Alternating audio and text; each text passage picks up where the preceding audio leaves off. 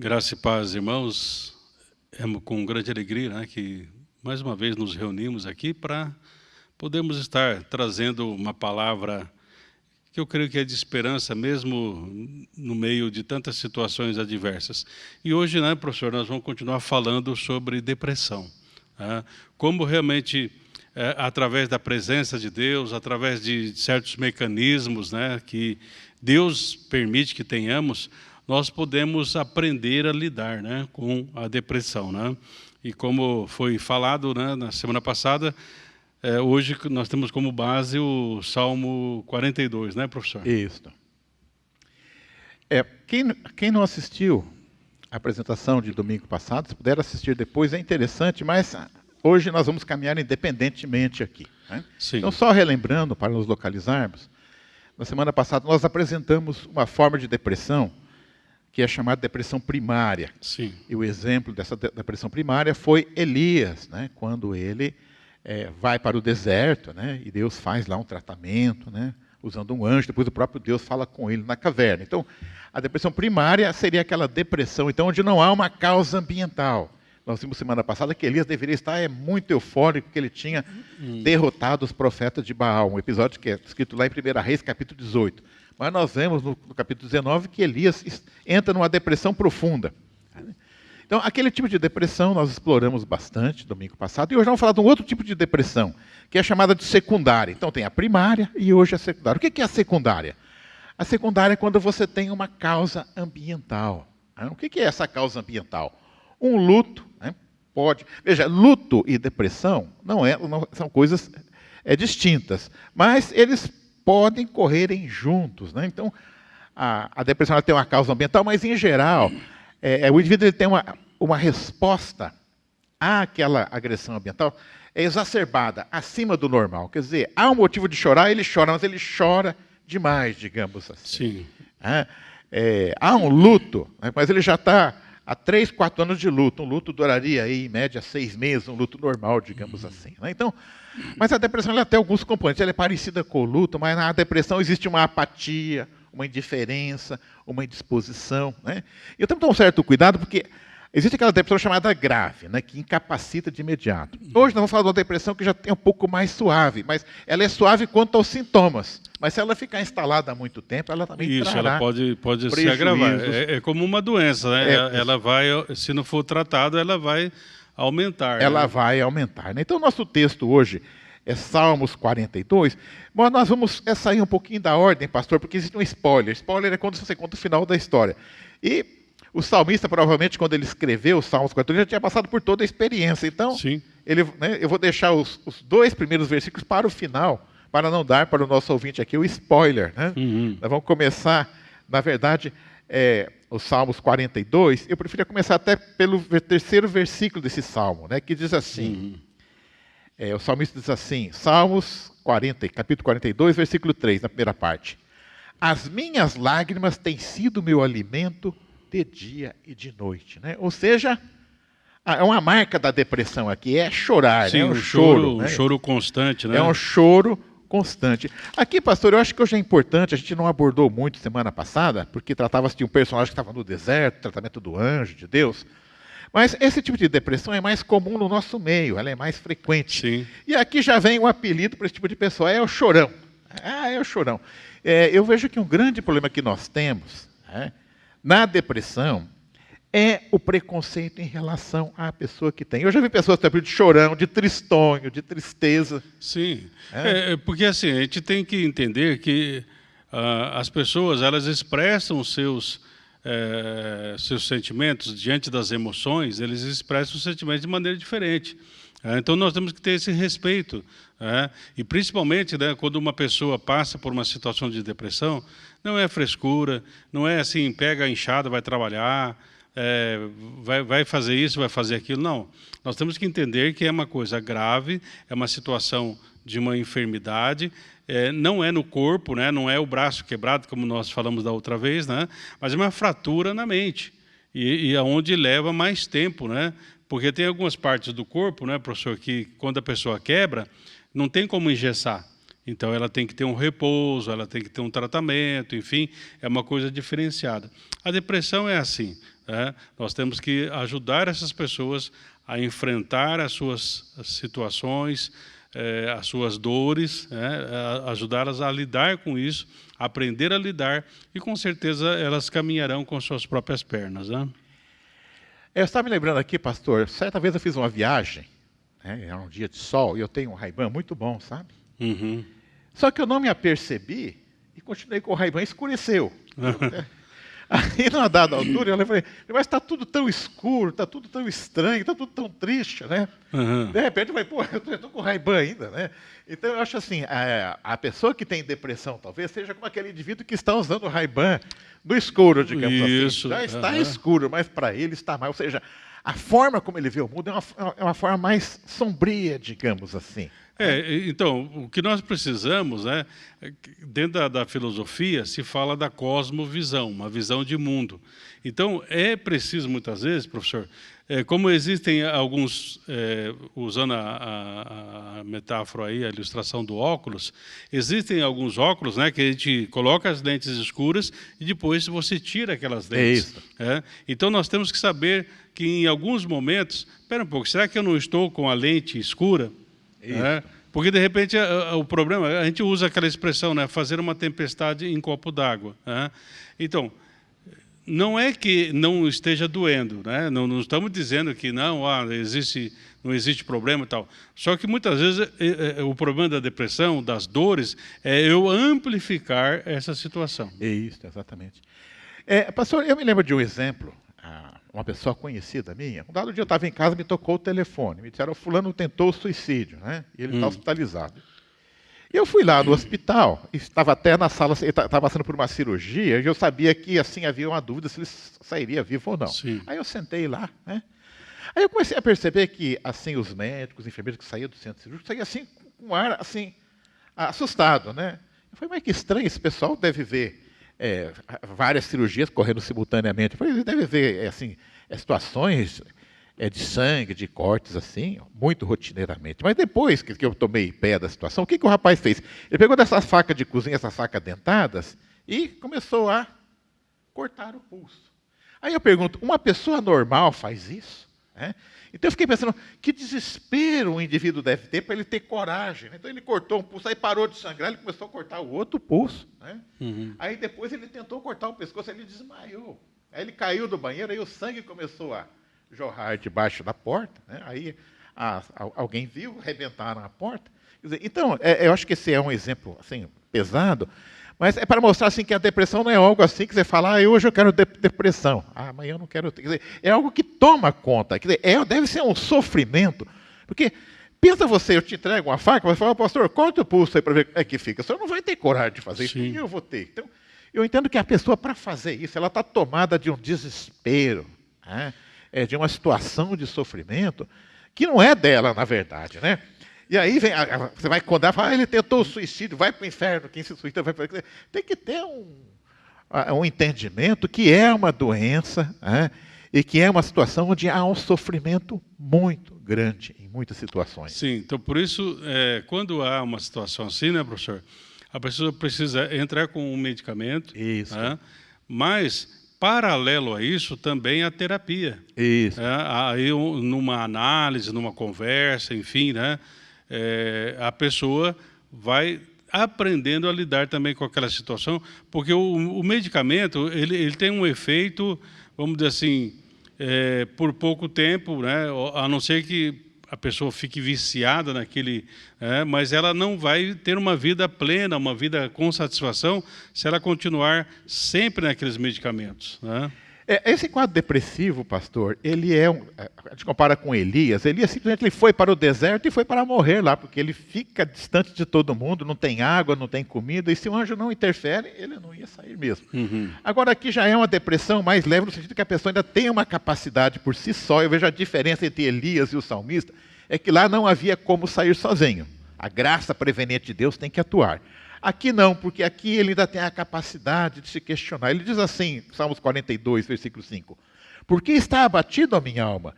E por que te perturbas dentro de mim? Ou seja, ele está fazendo um questionamento. Por que eu estou triste? Uhum.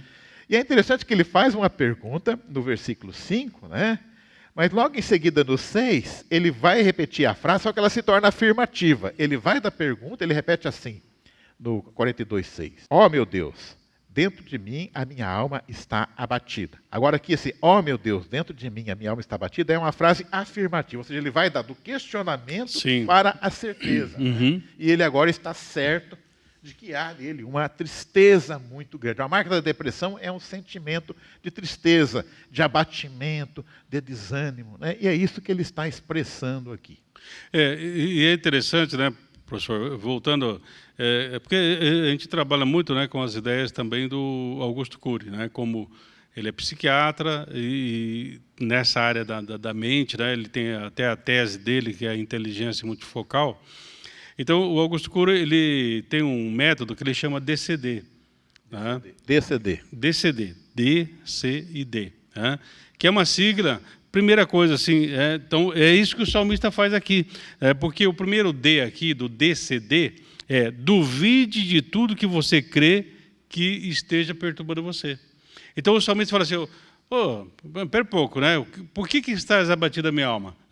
Então, um dos processos, né, para nós chegarmos no gerenciamento da nossa mente é nós temos essa conversa interior.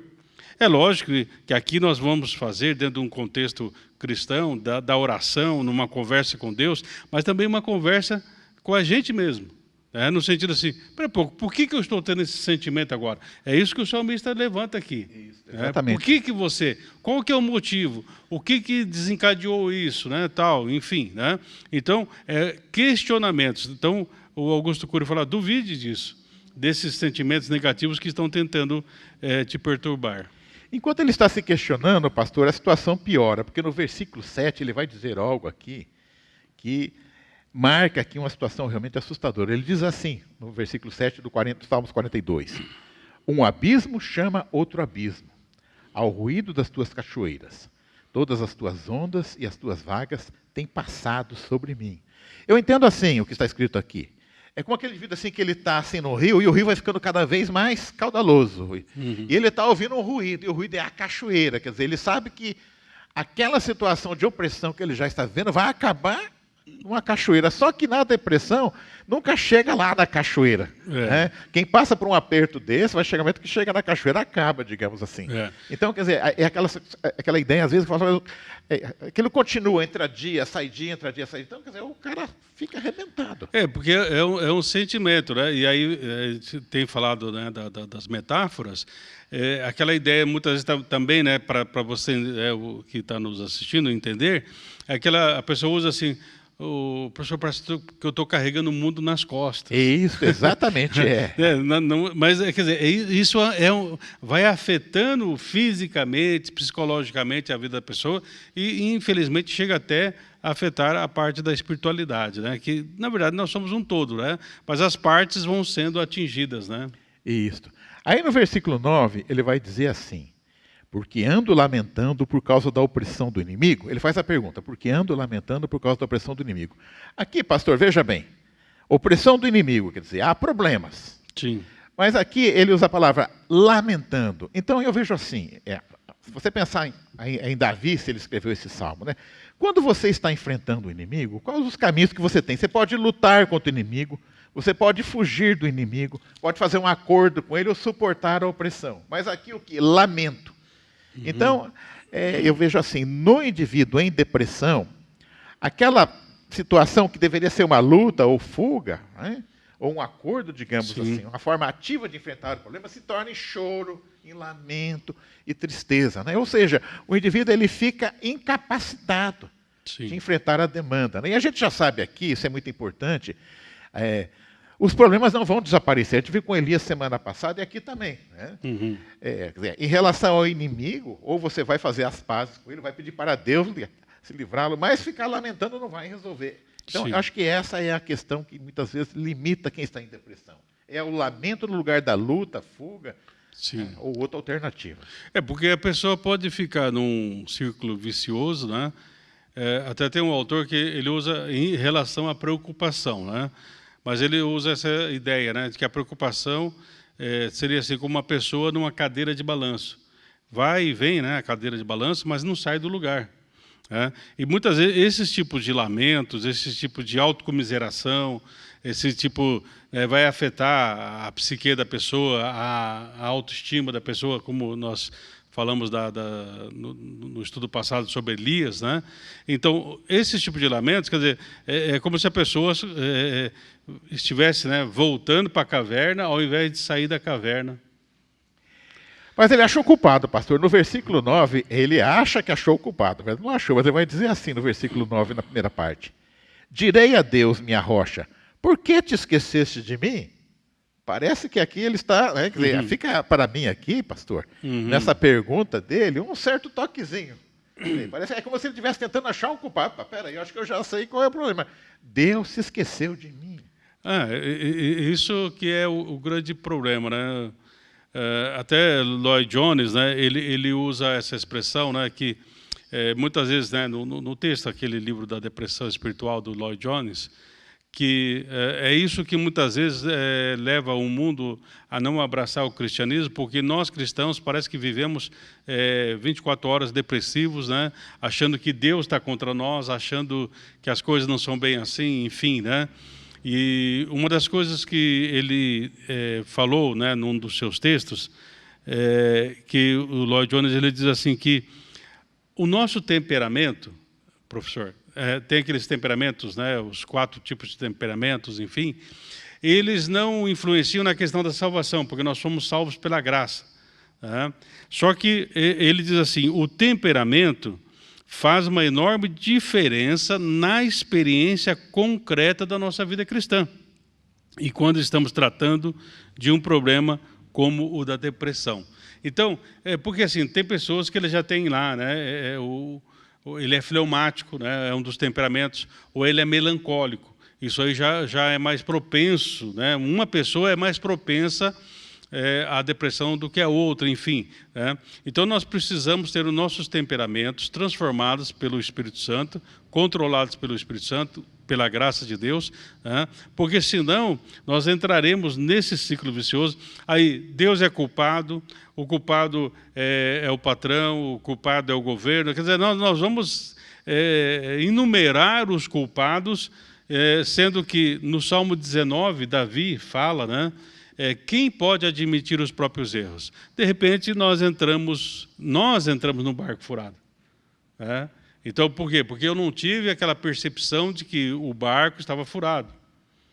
Então, nós temos que procurar pedir ao Senhor que nos dê uma visão do todo, e não aquela visão fragmentada, muitas vezes, da realidade. No versículo 10, que é o versículo seguinte, na parte final, né, ele vai dizer assim, né, os meus adversários perguntam sem parar, onde está o teu Deus? Ou seja, né, parece que o inimigo, ele tem a percepção que a pessoa está em depressão e acha que achou culpado que é Deus. Aí tem aquele que vai chegar no ouvido e vai falar, onde está o teu Deus? É como se chegasse assim e falasse, ô pastor Silvio, o senhor está deprimido? O senhor como um líder espiritual, como uma pessoa relevante para a nossa igreja, não deveria estar assim? O que aconteceu? Quer dizer, é assim, eu acho que muitas vezes eu vejo, pastor, que nós podemos fazer o papel do inimigo que está aqui na Bíblia, que não precisa ser um inimigo declarado. Eu acho que muitas vezes a forma como nós nos relacionamos com a pessoa que está em depressão, às vezes sem ter a sensibilidade que ela está naquela situação, a gente faz exatamente isso que está aqui, que você acaba empurrando. Quer dizer, quando a pessoa está querendo colocar a culpa em Deus e aparece alguém para falar onde está o teu Deus, ela está reforçando aquele caminho que não é o caminho correto. Né, então, uma das coisas, né, que a gente tem que pensar, até tem livros, né, professor, sobre isso. Por exemplo, tem um livro que tem como título assim, crente ou cristão também sofre de depressão. Nós temos na história aí da igreja, vou citar 2, né, tem muito mais, mas 2. Um deles é Lutero. Lutero, ele tinha depressões severas e que em muitos momentos a esposa até escondia as facas da casa, porque muitas vezes ela tinha medo dele tentar contra a própria vida. Tá? Um outro deles é Spurgeon. Grande pregador. O grande pregador, né, ali na Inglaterra, E se a gente puder usar a expressão de hoje, ele foi um dos pastores de uma das primeiras mega igrejas. A igreja dele tinha provavelmente ali para de 3 mil a 5 mil membros, né? E muitos dos sermões que Spurgeon prega, fala, sobre realmente a depressão, porque ele sofria de depressão severa. Alguns, assim, até... Tem o livro, né, que fala assim, Spurgeon e a depressão, que ele tinha uma doença, eles chamam de gota, né, que trazia dores lancinantes na vida dele, e por causa disso, provavelmente, ele desencadeou a depressão, aí teve morte do filho, doença, enfim, diversas situações que ele vai vivenciando. Então, ele procura, e é uma das coisas interessantes, ele não escondeu isso da igreja. Ele passou para a igreja, até em alguns momentos ele dizia assim, olha, irmãos, olha, eu não gostaria que vocês sentissem a dor que eu estou sentindo, né? Porque é muito tenebroso esse momento. E aí muitos dos seus sermões, ele começa a trabalhar os sermões, professor, com títulos assim, passando pelos vales sombrios, pelo vale da sombra da morte, vencendo os gigantes da alma, enfim, né? São diversas coisas, né, que nós vemos que, por isso, né, se Lutero, se Elias, profeta Elias, profeta, enfim, infelizmente, meu irmão, não é porque você tem Jesus Cristo no seu coração que você está imune aos problemas da vida. Os problemas vêm e nós precisamos aprender a lidar. Paulo diz, aprendi a viver contente em toda e qualquer circunstância. Então, é isso que nós queremos passar para você, que em Deus você pode aprender a lidar com as situações. Tá? Porque situações ruins, como diz um texto, né, professor? Coisas ruins também acontecem a pessoas boas. O pastor aqui trabalhou nos últimos minutos falando de alguém que está nos assistindo que está em depressão. Mas uma outra situação que vai acontecer também, pastor, é aquele que está assistindo e que tem alguém dentro da casa que está com depressão. Então eu vejo que nós precisamos ter uma sensibilidade, então nós vamos se comportar que nem o inimigo aqui que Davi está falando nesses salmos. Sim. Vamos imaginar o seguinte, o pai tem um filho em depressão em casa, um menino lá de 15 anos, e fala, mas meu filho, o que você tem? Eu te dou tudo, eu pago a escola para você, olha os brinquedos que você tem aí, você tem boa comida, você tem conforto, você tem a obrigação de ser feliz, cara, né? Porque você está assim. Então, quer dizer, para quem está em depressão ouvir isso, essa carga, né? Então, não que a pessoa esteja mal intencionada, mas acho que muitas vezes falta sensibilidade. Ou, de repente, lá o indivíduo programou uma viagem e a mulher entrou em depressão. Fala, mas querida, eu economizei um ano, comprei as passagens, está todo por agora. Você quer dizer que você não quer ir. Né? Uhum. Então, quer dizer, a pessoa já tem a depressão e ainda tem a pressão em cima, a panela de pressão em cima. Uhum. Então, eu acho que nós precisamos também ter a sensibilidade para perceber que a pessoa não está bem. Né? Essa percepção é importante, professor, porque até assim, é interessante, ter um tipo de depressão que é chamado de depressão sorridente, que a pessoa até está sorrindo e tal, mas por dentro ela está machucada.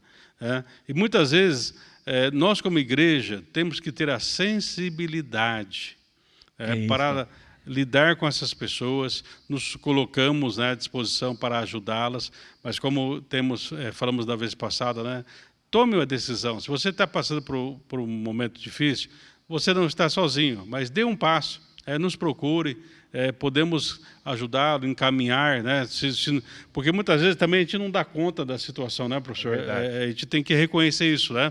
Mas dentro daquilo que nós pudermos fazer, nós vamos fazer. Se não pudermos, nós vamos dizer assim, olha, até aqui eu posso caminhar com você, então daqui você talvez precise de um medicamento, talvez daqui você precisa, talvez, de uma terapia mais elaborada, enfim, né? Mas a ideia é assim, dê o primeiro passo. É isso. Dê o primeiro passo. Pastor, tudo isso que o senhor falou, eu concordo, mas a gente tem que pensar também que é interessante, isso se contrapõe ao que o mundo nos ensina, o que o senhor falou. Veja bem, eu tenho observado assim, sempre que eu encontro assim, vamos lá, 10 melhores maneiras de ter uma boa vida. Sempre tem aqueles pacotinhos assim. Sim. você sempre vai encontrar um que diz mais ou menos o seguinte: fique longe das pessoas negativas. Sim. Eu vejo assim, se você não está bem realmente, né, talvez seja melhor você não ficar perto de pessoas que já estão em depressão, você também está. Mas, biblicamente falando, como cristão, essa recomendação, fique longe de pessoas negativas, quer dizer, a pessoa já não está bem. E você ainda vai isolar, quer dizer, você está pensando em você. Então, quer dizer, o mundo nos ensina a fugir dessas pessoas. Sim. Mas a palavra nos ensina, como vimos semana passada, né, Deus envia o anjo, ele trata pessoalmente. É nosso dever como cristão termos a sensibilidade, não somos médicos, não somos psiquiatras, não somos psicólogos, mas nós temos... Deus nos capacita a dar uma palavra de esperança para essas pessoas. Sim, com certeza. Então, cuidado com os conselhos que o mundo dá. Fique longe, né? Aí você vai acabar, às vezes, de deixar aquela pessoa no abismo. Né? Não, porque assim, se for para isso, então nós vamos ter que sair desse mundo e ir para um outro planeta, né? Porque o mundo é mau, né? E nós convivemos com todo tipo de pessoas, no trabalho, em casa, na escola, na universidades, enfim. Então, por isso que eu vou insistir nisso, né, professor? Precisamos aprender a lidar com situações, aprender a lidar com pessoas difíceis. Alguns anos atrás, né, eu até acabei... Esse negócio de computador é bom para um lado, é ruim para o outro, né? Mas era um texto que eu tinha feito, né? E aí eu acabei perdendo, né? Formatou o computador, mas o texto era assim: aprendendo a lidar com pessoas difíceis, a começar com você mesmo. Né? Então, sempre a gente trabalha essa ideia do aprender, né? Aprender a lidar. Como Paulo, ele aprendeu a viver contente em toda e qualquer circunstância. Aqui ainda, de uma forma mais educada, Davi ele vai expressar no versículo 4, eu estou colocando fora da ordem aqui, realmente ele sente que Deus se afastou dele, tem essa sensação, temos que ser sinceros. Né? Aí ele vai dizer assim no 42:4, quando me lembro dessas coisas dentro de mim, se derrama minha alma, pois eu havia ido com a multidão e os guiava à casa de Deus com voz de alegria e louvor, com a multidão que festejava. Provavelmente, pastor, foi Davi que escreveu esse salmo, ou há uma coincidência. Eu me lembro que é um episódio que chega à arca e Davi, ele entra, né? Ele dança no meio da multidão. Sim. Então, eu vejo assim, há muitas causas de depressão. Né? E no caso de Davi especificamente, talvez seja essa a experiência de quem está nos ouvindo. É alguém que lá no passado teve uma experiência com Deus, viveu grandes momentos de alegria na comunhão com Deus, e agora ele está se sentindo deprimido. Né? E aqui, embora exista realmente essa questão do afastamento de Deus, quer dizer, já começa a melhorar, porque aqui eu vejo que nesse versículo ele tem uma visão simpática de Deus. Fala, puxa vida, quando eu estava em comunhão com Deus, eu entrava no templo cantando e dançando, eu estava tão feliz naquela época. Né? Então ele já está começando aqui, quer dizer, não é que Deus é o culpado, ele sente que há uma quebra de comunhão e que ele precisa retornar àquela comunhão. Não que todo indivíduo que esteja em depressão está sem comunhão com Deus, mas esse me parece ser o caso específico de Davi nesses salmos, pastor. No Salmo 51, nós lemos lá que, no caso de Davi, fala: restitui-me a alegria da tua salvação. Então, muitas vezes, com a decorrência de certos problemas da vida, muitas vezes nós vamos perdendo aquela primeira alegria, como nós fizemos, né, professor, aquele estudo das 7 cartas lá do Apocalipse, como Éfeso, né, ele perde o primeiro amor, aquela visão do primeiro amor. Né? Então, o que nós precisamos pedir ao Senhor é que nos ajude a restaurar certas ideias, certos princípios na nossa vida, né? E aí então nós vamos...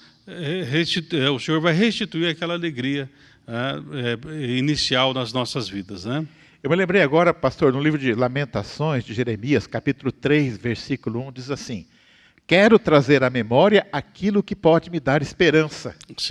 Então é o que Davi está fazendo aqui, quer dizer, no meio desse turbilhão que ele está vivendo, ele fala, peraí, mas tem um tempo, alguns anos atrás, puxa, eu estava tão bem, eu me lembro aquele dia que eu entrei no templo, louvando a Deus, dançando. Né? Então, eu vejo assim que uma forma de sair da depressão é voltar ao passado, mas no sentido de resgatar na sua memória algo um período que você estava bem. E aí ele vai até falar, puxa, por que eu estava bem lá? Porque eu estava em comunhão com Deus. Então, ele vai percebendo o seguinte, realmente, Deus está um pouco afastado. Não é que Deus se afastou, ele que se afastou de Deus, é Deus que se afastou dele. Né? E ele, então, descobre isso e desperta nele um desejo que é o fechamento de tudo, que é o começo do Salmo, né? Porque ele vai dizer assim, no segundo versículo, né? Que é o 42:2. Eu estou vendo o Salmo agora aqui no sentido de retornar ao primeiro versículo. No segundo ele diz assim, no 2: a minha alma tem sede de Deus, do Deus vivo. Quando irei e me apresentarei diante da face do meu Deus? Ou seja, né, ele diz que está em sede do Deus vivo. Sim. E aí o fechamento, que é o primeiro versículo, já passou por tudo. Ele diz assim: assim como a corça suspira pelas correntes das águas, assim por ti, ó Deus, suspira a minha alma. Ou seja, ele descobriu a saída. A saída é estar no Senhor. E veja que, lembrando Elias no deserto, ele também está no deserto, que ele termina aqui falando o quê? Né? Porque nós sabemos o seguinte... Essa sede da alma, né? Sede da alma. Davi passou muito tempo no deserto fugindo de Saul, então ele conhecia bem a geografia. E nós sabemos que naquela região do deserto da Judéia, existe lá, a corça é um veado, né? Um animalzinho pequeno, e esse animal, ele passa aquele dia todo aquele calorão, muita sede. Ele espera o anoitecer e só lá nas altas madrugadas é que ele vai beber água, porque ele sabe que o predador está ali esperando. Sim, né? sim. Então aqui o salmista ele expressa um desejo de reencontrar com Deus muito forte. Eu não consigo imaginar uma outra, porque a sede é uma sensação de desejo maior do que a fome. Né? Então ele se compara ao que aquele animalzinho que passou o dia todo, né, no deserto, com aquela sede terrível, né? E ele tem a vontade de ir lá e beber da água. Né? Sim. Então, quer dizer, toda aquela depressão se canaliza agora para um desejo de um reencontro com Deus. E isso acontecer, nós já sabemos. Haverá um final feliz ou haverá um recomeço. Né, pastor? Então, sim. É um encontro com Deus. E essa é interessante, né? Porque, vamos usar assim, a água não teria cheiro, né? Não tem cheiro, né? Mas a corça, ela tem a capacidade, talvez assim, de sentir talvez a água na terra, a água nas folhas, enfim, e ela consegue ter ela cheira, vamos dizer isso, né? E ela consegue então se localizar, não, a água talvez esteja aqui, desse lado ou daquele lado, e ela vai, né, para o sentido que ela sabe, não, por quê? Porque a água é essencial para ela, né? Eu vejo, nesse estudo de hoje e no da semana passada, a solução acaba sendo comum. Elias, no estudo da semana passada, ele saiu do deserto, saiu da caverna, da depressão, através de um encontro com Deus. Bem que lá Deus foi ao encontro dele. E aqui o caminho é um pouco diferente, porque o salmista aqui, ele tem uma depressão que não tirou dele a capacidade de fazer uma autoavaliação, e ele vai, né? Eu estou achando que o meu problema é que Deus se afastou de mim. Mas depois ele vai pensando, não, peraí, né? Sou eu que me afastei de Deus. Quando eu estava com ele, eu estava feliz. Ele vai caminhando. E aí, nesse fechamento, que é o começo destes salmos, né? Eu não consigo, pastor, em nenhuma passagem bíblica, encontrar alguém que expressou de uma forma tão intensa um desejo de reencontrar com Deus. Eu acredito que qualquer pessoa, por mais profunda que seja a depressão, se tiver esse sentimento expresso aqui em Salmos 42:1, e tiver esse reencontro com Deus, com certeza. Eu não vou dizer que ele foi curado 100%, mas ele vai ter um upgrade muito bom. Com certeza, né? E eu queria, assim, né, professor, comentar, né, de um texto que me chamou muita atenção, de um livro, né, que o título dele, na tradução, é Uma Mente que Encontrou a Si Mesma. É uma mente que se encontrou a si mesma. Né? Por que me chamou a atenção esse texto, né? O autor é Clifford, né, Whittingham, que foi o seguinte: ele viveu uma boa parte do final do século, dos anos de 1800 e pouco, né, até 1900 e pouco, e ele passou por sanatórios da época. Ele tentou suicídio, quer dizer, ele sofria de depressão severa, né?